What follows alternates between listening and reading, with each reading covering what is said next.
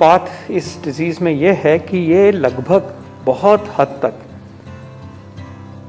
Diabetes के मरीजों में होती है। डायबिटीज़ नहीं है तो बहुत अनकॉमन है कि म्यूकरमाइकोसिस हो। सुनने में आया है कि कुछ एरियाज़ में कुछ इन्फॉर्मेशन मिलती है कि जो कोविड से ठीक हो गए, कोविड चल रहा था, उनको म्यूकरमाइकोसिस हुआ। लेकिन ये भी याद रहे कि ऐसी बहुत बड़ी कोई आउटब्रेक हो रही है ऐसा भी नहीं नज़र में है, वॉच कर रहे हैं और अपने तरीके से इसका सर्वेलेंस हम कर रहे हैं।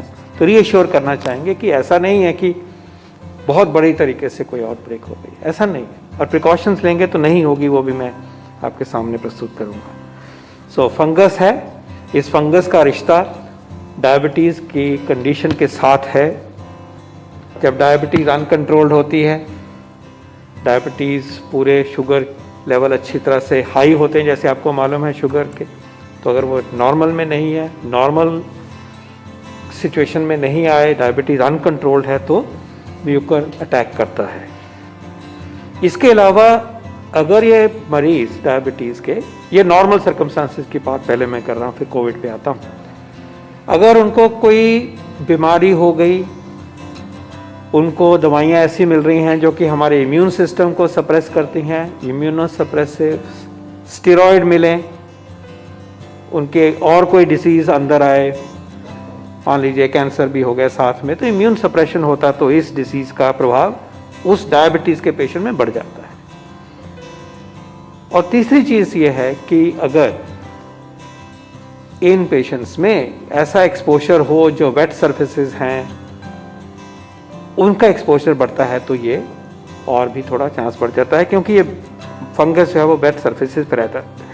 तो 3 फैक्टर्स लेके चलते हैं, डायबिटीज़ का होना, इम्यूनोसप्रेशन का होना,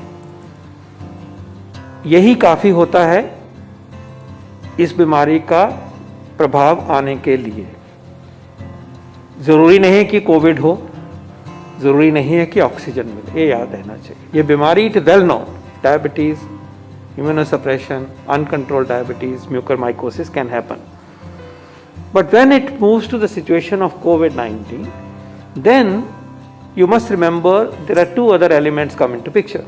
One, that we are using drugs that suppress immune system. So we are using a class of drugs which is life-saving, steroids by the name of dexamethasone, prednisolone, methylprednisolone, Dexona.